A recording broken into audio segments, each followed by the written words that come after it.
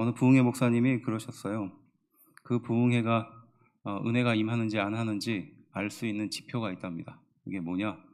앞에 있는 사람들은 무슨 말씀을 전해도 은혜로 받아요. 그런데 맨 뒤에 앉아 있는 사람들은 그렇지 않다는 거예요. 그들이 은혜를 받았는지 안 받았는지 그 표정을 보면 알 수 있다는 겁니다. 뭐 그렇다고 우리 교회 맨 뒤에 앉아 있는 사람들이 찔릴 일은 아닙니다. 그분이 그렇다는 거예요. 네, 그분의 이야기를 가만히 들어보면 이해가 돼요. 맨 뒤에 앉아 있는 사람들이 대부분 누구예요? 안내하는 사람들. 그렇죠? 그리고 뭐 사모라든지 아니면 목회자들, 혹은 하나님의 낯빛이 두려워서 숨고 싶은 사람들, 이런 사람들이 되게 뒷줄에 앉죠. 그 뒤에서 관망하게 됩니다.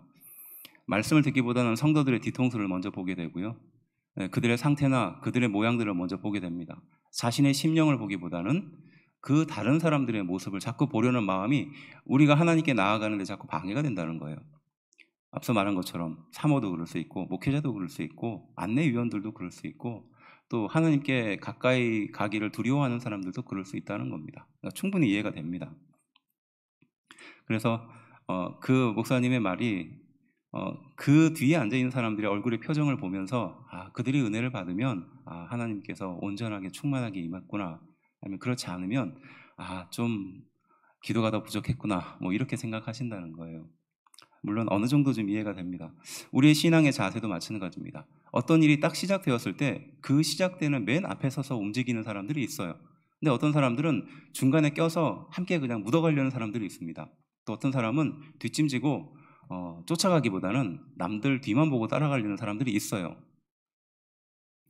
그래서 우리는 어떤 사람이 교회에 쓰임을 받는 사람인가? 그리고 하나님은 어떤 사람을 쓰실까? 또한 어떤 교회를 하나님이 쓰실까라는 이 질문을 받게 됩니다.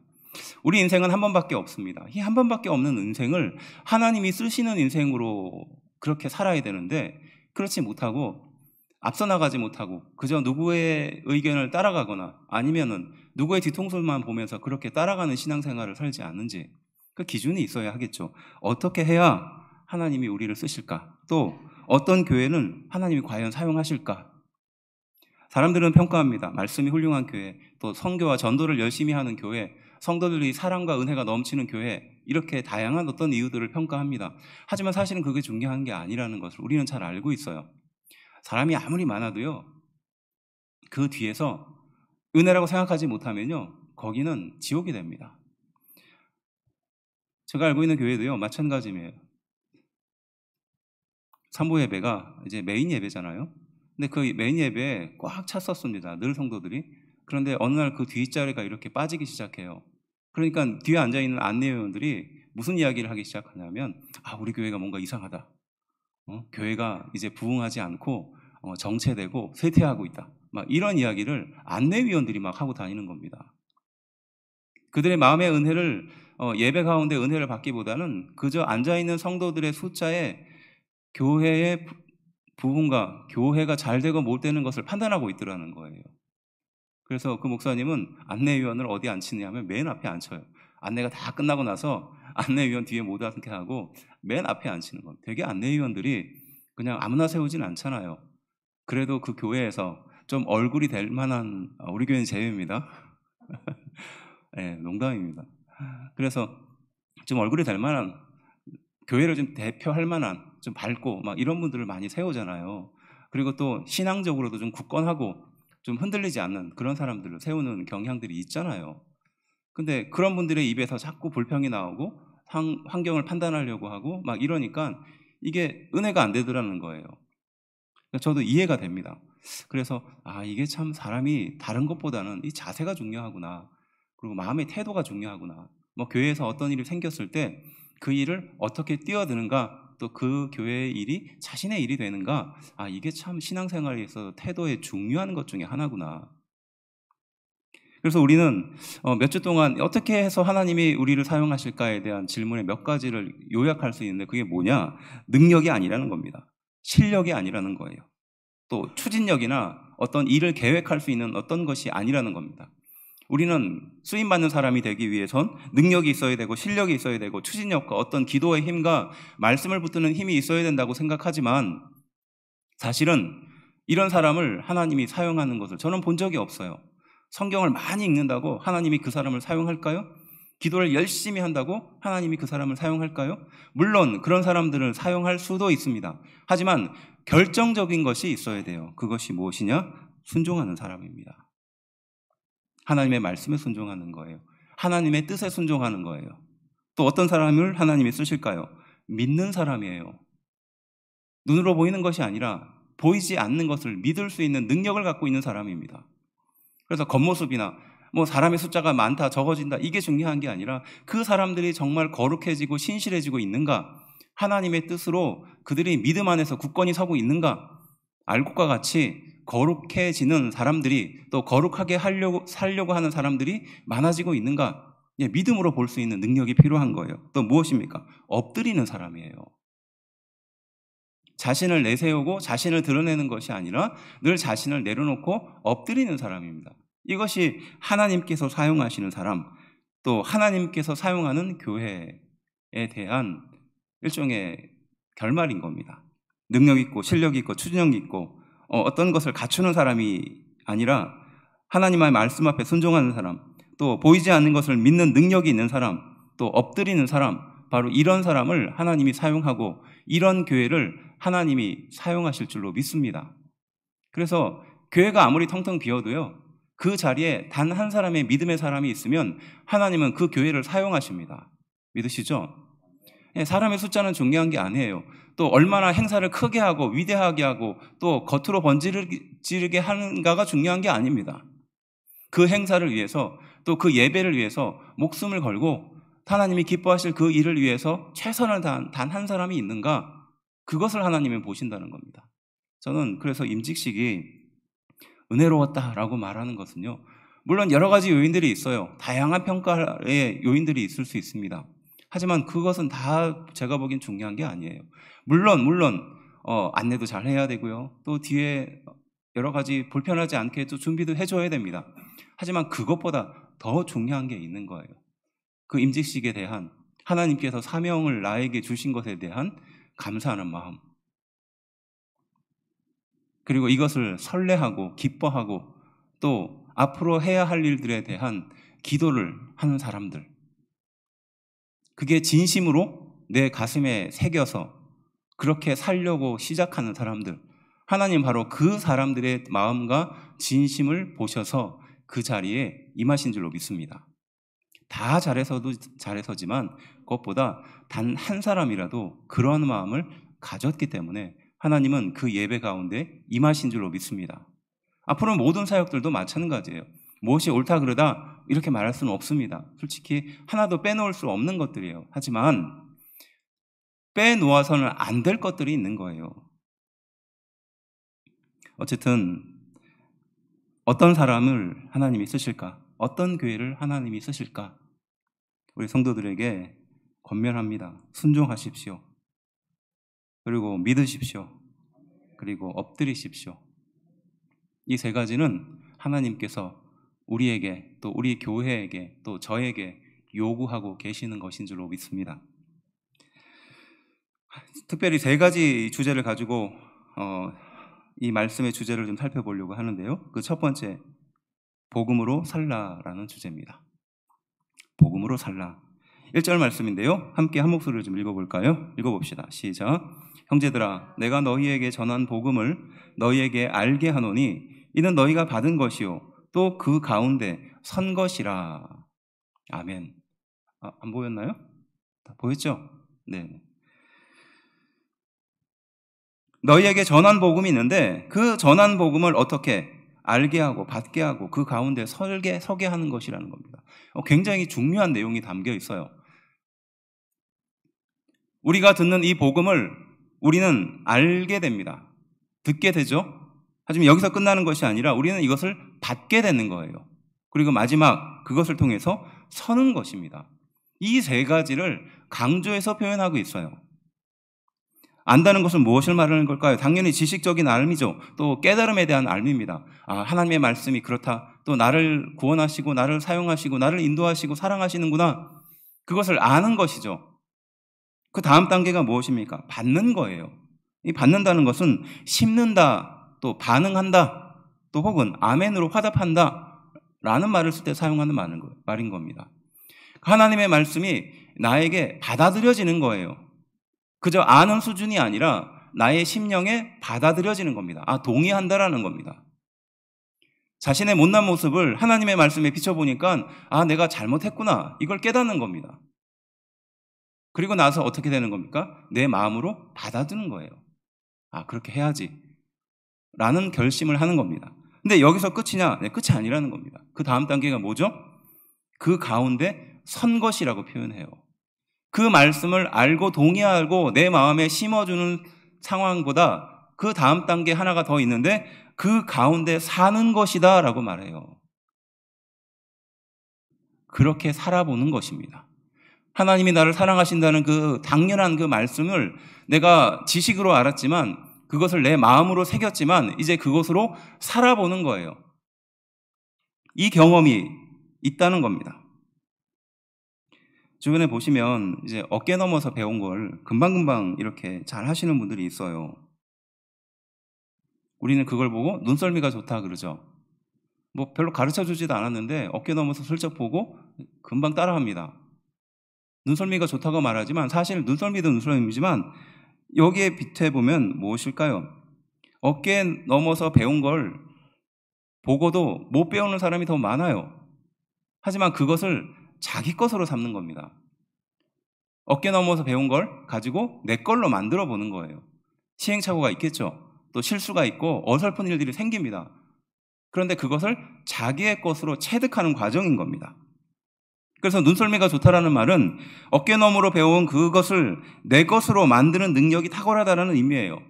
신앙도 마찬가지입니다. 겉으로 봤을 때, 또 한 걸음 떨어져서 봤을 때 되겠지, 어떻게 하면 되지, 이게 아니라요. 그걸 내 마음으로 동의하고 심을 뿐만이 아니라 내가 그렇게 실제로 살아보는 거예요.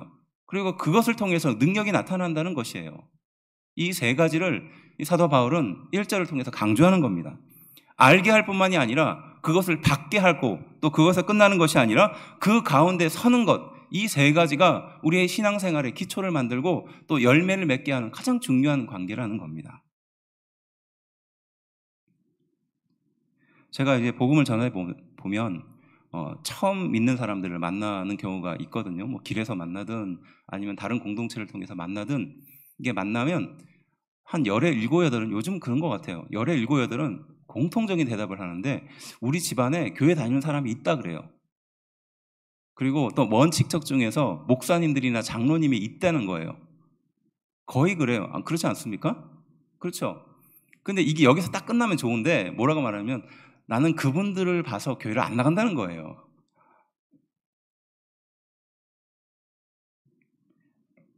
비슷해요. 마음속에는 그런 생각이 들어요. 그런데 왜 교회를 안 나올까? 그럼 결국 그 사람들 때문에 안 나오는 거잖아요.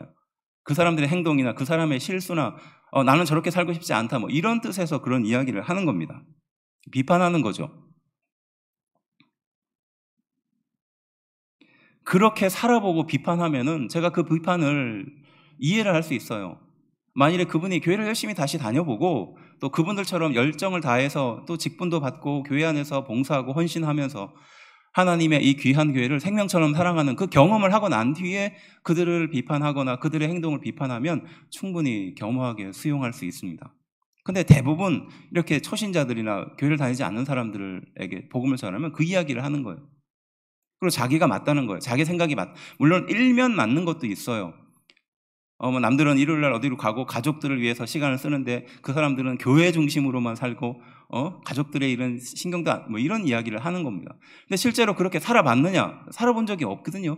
그러니까 비판만 하는 겁니다. 어떤 사람은 이런 말을 합니다. 비판이라는 것은 관심이 없으니까 하는 거라고 말합니다. 잘 이해해 보세요.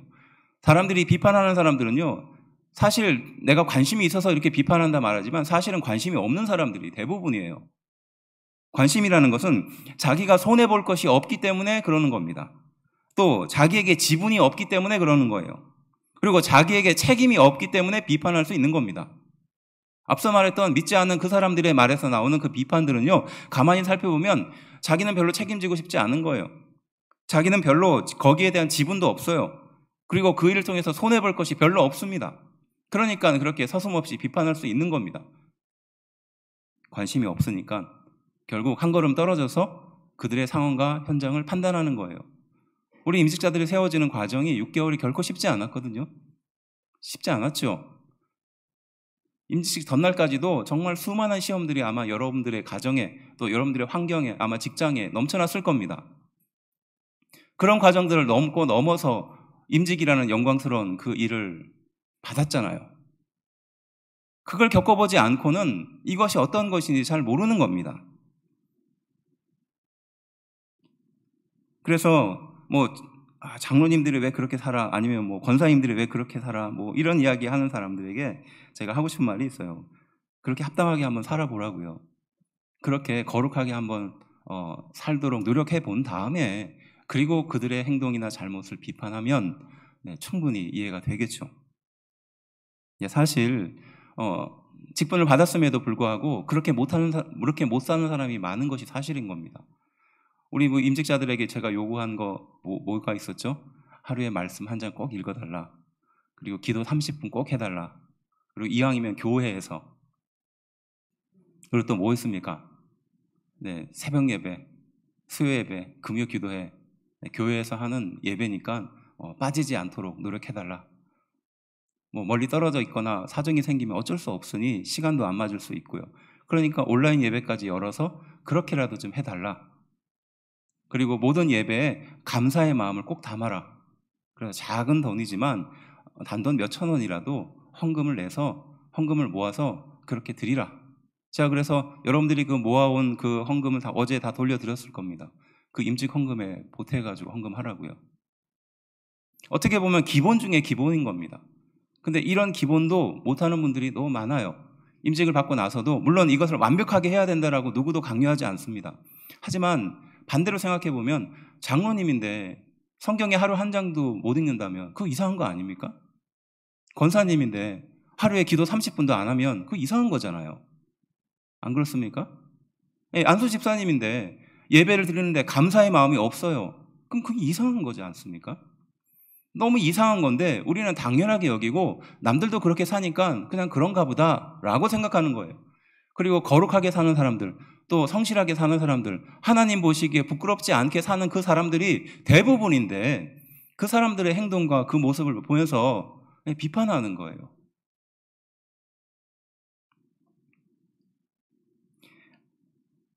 결코 쉽지 않은 이런 과정들을 겪으면서 우리는 신앙생활을 하는 것입니다. 이것뿐일까요? 하나님의 영광을 위해서 타협하지 않고 살아야 합니다. 또 세상 사람들이 살지 않는 그 방법으로 거룩하게 살아야 돼요. 돈과 명예와 권세로 살지 않도록 우리는 몸부림치면서 사는 겁니다. 그래서 하나님의 능력으로 사는 것이죠. 이것을 실제로 살아보는 것이 결코 쉽지 않습니다. 안 그렇습니까? 그렇게 살아봐야 되는 거예요. 그래야지 그게 능력이 되는 것입니다. 하나님이 세우신 교회를 목숨처럼 생명처럼 사랑해 보는 것, 또 믿음의 거룩한 사람들과 함께 마음을 나누고 자신을 낮추어 보는 것, 자신의 생각이 옳다고 생각함에도 불구하고 상대방을 위해서 그 생각을 내려놓을 수 있는 것, 자기의 자존심, 자기의 능력을 내려놓고 상대방의 인도에 따라서 겸손히 따라갈 수 있는 것, 이것은요 그냥 나오는 것이 아닙니다. 그렇죠? 다 신앙인의 능력에서 나오는 것입니다.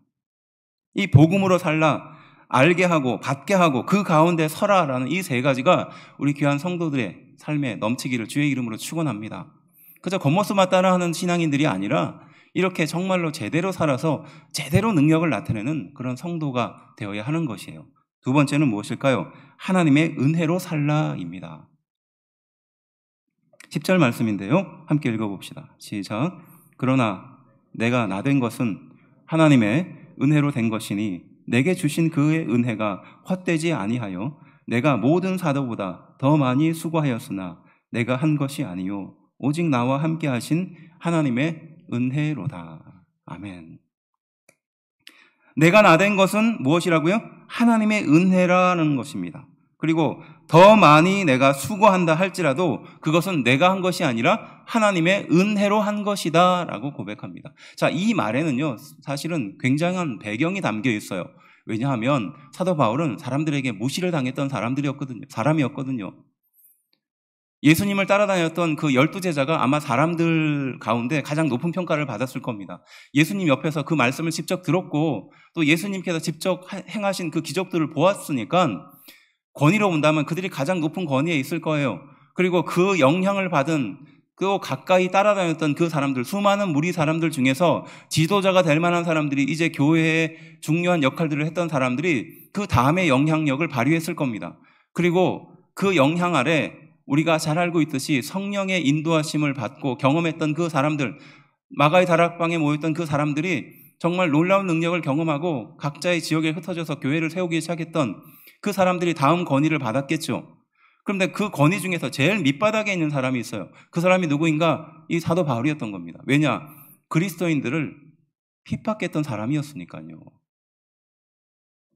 그러니까 이 사람이 변화되었다고 해도 사람들은 이 사도 바울을 믿지 않았어요. 언제든지 배반할 수 있고 언제든지 과거의 상태로 돌아갈 수 있다라는 그 불안감이 왜 없었겠어요. 그리고 그가 사도와 같이, 그러니까 예수님의 제자와 같이 그렇게 기적을 행하고 교회들을 세워나가고 놀라운 능력을 나타냈을 때 사람들이 어떻게 봤겠어요? 당연히 의심의 눈초리로 또 팔짱을 끼면서 보지 않았을까요? 그러니까 사도 바울 입장에서는 굉장히 억울했던 겁니다. 뭔가 좀 열심히 하면 사람들이 인정해주면 얼마나 좋겠어요. 근데 의심하고 또 뭔가 조금만 잘못하면 그걸 가지고 뭐라고 하고 그러지 않았겠습니까? 사도 바울이 복음을 전하기 위해서 그렇게 많은 지역을 전도했는데 가면 좋은 일도 있었지만 쫓겨나기도 하고 매맞기도 하고 사람들에게 완전히 손가락질 당해서 다시는 그곳에 교회가 세워질 그런 기틀이 없어져 버리는 그런 경우도 생겼거든요. 근데 그런 것들을 예루살렘 교회든 아니 이런 곳에서 판단했다면 그 사도 바울의 서투른 행동이고 또 잘못된 행동이라고 평가하지 않았을까요? 그러니까 위치로 본다면 예수님의 제자가 만일에 그렇게 행동을 하다가 그런 핍박을 당했다면 아마 그들은 어느 정도 인정해 줬을 겁니다. 근데 사도 바울이 그 행동을 하고 그런 결과를 낳으니 이 사람들 마음속에 어떤 생각을 했겠느냐는 겁니다. 그러니까 더 억울한 거였어요. 그래, 그런 것을 바탕으로 말하는 겁니다. 내가 나댄 것은 무엇이다? 하나님의 은혜다는 겁니다. 그리고 심지어 내가 더 많은 수고를 할지라도 이것은 하나님이 나와 함께 했기 때문에 할 수 있는 것이다. 여기서 더 많은 수고가 바로 그걸 말하는 겁니다. 더 고생했다는 겁니다. 더 인정받지 못했다는 거예요. 남들은 한 1만 해도 사람들이 인정해 주는데 자기는 10개 이상을 해도 사람들이 인정해 주기는커녕 더 무시하더라는 거예요. 그럼에도 불구하고 사도 바울은 무엇을 했다? 내가 나댄 것은 하나님의 은혜로 했다라고 말하는 것인 줄로 믿습니다. 그가 성실해서, 그가 충성스러워서, 그가 온유해서 하나님의 일을 감당한 것이 아니라는 것입니다. 행복과 기쁨과 감사로 자발적으로 하는 것을 세상에 누가 막을 수 있을까요? 저는 교회를 보면서, 교회의 다양한 이 봉사의 일들을 보면서 예수님이 만일에 오늘, 그러니까 6월 29일 오늘 이 자리에 임하시면 어디를 먼저 찾아가실까? 어디를 먼저 찾아가실까? 목양실에 제일 먼저 오실까요? 네, 목양실에 제일 먼저 오실까요? 아니면 우리 아이들이 교육받는 교육관에 제일 먼저 오실까요? 좀 생각해 볼 만 하잖아요. 말씀의 근거에서 보면 이겁니다. 예수님이 어느 곳을 가장 먼저 찾아가실까? 제일 고생하는 곳에서 인정이나 보상받지 않아도 기뻐서 자발적으로 행하는 그곳에 또 하나님의 은혜로 그것을 감당하는 사람들이 있는 곳에 가장 먼저 가지 않을까요?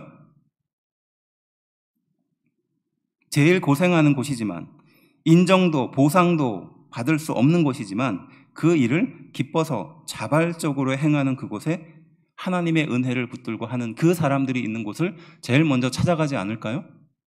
저는 그렇게 생각합니다. 하나님의 은혜로 산다라는 것은 그런 의미예요. 사도 바울의 마음속에는 참 어떻게 보면 사무치고 어떻게 보면 참 서운하고 그럴 수 있었을 거예요. 물론 충분히 사도 바울의 과거의 행동을 본다면 뭐 그런 어려움을 당해도 뭐 이상하지 않다고 생각할 수 있습니다. 하지만 사도 바울은 무엇을 바라보고 했을까요? 하나님의 능력을, 또 하나님께서 주시는 칭찬을 바라보면서 했었을 겁니다. 저도 교회에서 일을 보다 보면 참 칭찬해주고 싶은 분들이 많아요. 그렇지만 제가 섣불리 칭찬하면 참 오히려 망치는 경우를 꽤 봅니다. 하나님이 충분히 그분을 칭찬하고 그분을 이렇게 높이고자 하는 마음이 있는데 제가 거기다가 코를 빠뜨리는 거예요. 괜히 말하지 않아도 되는데 그냥 이렇게 격려해 준다는 의미에서 하다가 그 사람의 마음이 처음엔 순수하고 거룩한 마음으로 그 일을 했다가 그게 나중에는 보상으로 바뀌는 겁니다. 저는 그걸 보면서 야, 이거 칭찬도 참 지혜롭게 잘해야 되는구나. 하나님의 은혜로 우리는 모든 것을 하는 줄로 믿습니다. 그리고 행복과 기쁨과 감사로 그 모든 일을 하는 줄로 믿습니다. 하나님께 인정받고 하나님께 이해받고 그 하나님께서 나의 모든 것을 다 아시는 것입니다. 그래서 우리는 하나님의 은혜로 사는 사람들이에요. 마지막 세 번째는요, 이같이 믿으라 라는 말씀입니다. 11절 말씀인데요, 함께 읽어봅시다. 시작. 그러므로 나나 그들이나 이같이 전파하매 너희도 이같이 믿었느니라. 아멘. 나나 그들이라는 것은 사도들을 말하는 겁니다. 사도들이나 나나 동일하다라는 뜻이에요. 이같이 전파했고 또 이같이 믿었다라는 말이에요.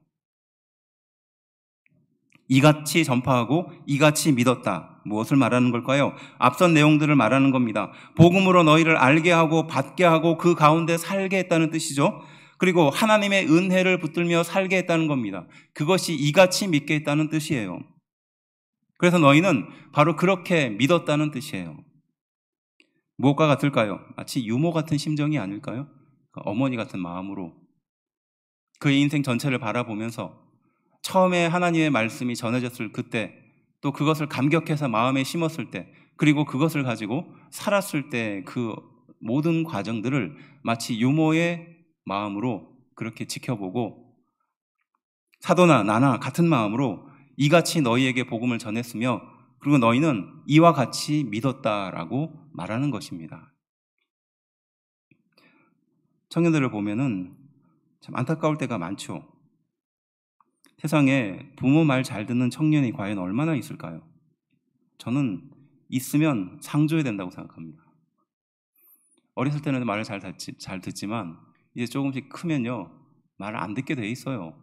어떻게 보면 당연한 겁니다. 부모로부터 독립하기 위해서 그렇다라는 사람도 있지만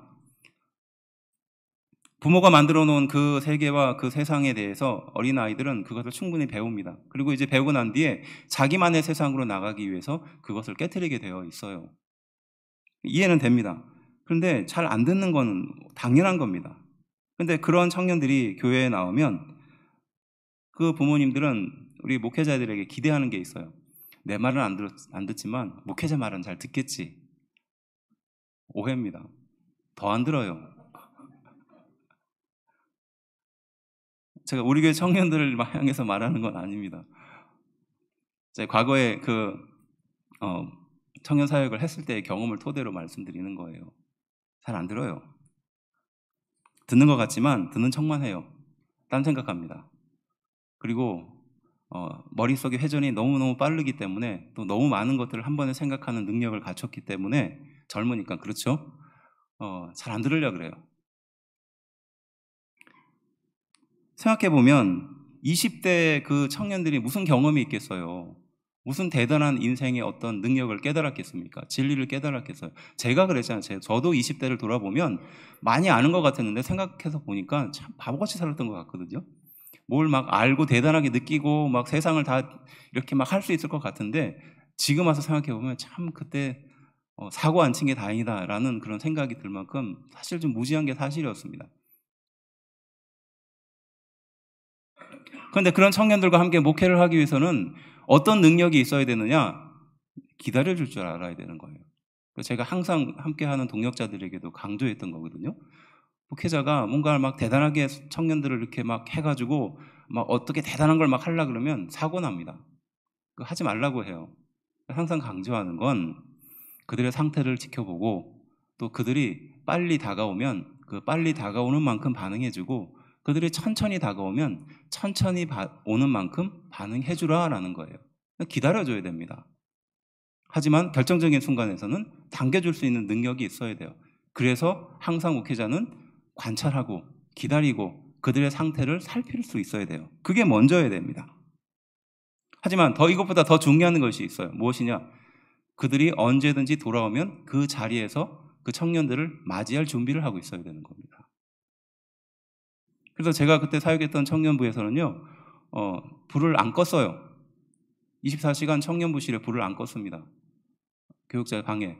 뭐 일부러 불만 켜고도 가기도 하고 막 그랬었는데, 왜냐하면요, 청년들이 지나가다가 그 청년 교육자실을 항상 봐요. 불이 켜 있으면 안심을 하고 지나갑니다. 막 교회에 나오지도 않고 말도 안 듣고 막 이런 청년이라 할지라도 교회 옆을 지나가다가 청년부 교육자 방에 불이 켜져 있으면 안심을 해요. 그러니까 자리를 지키는 겁니다. 그리고 그들이 언제든지 돌아오면 마치 처음 만난 것처럼 환영해주고 다시 관계를 시작할 수 있도록 마음을 가져주는 것. 이게 제일 중요하더라는 거예요.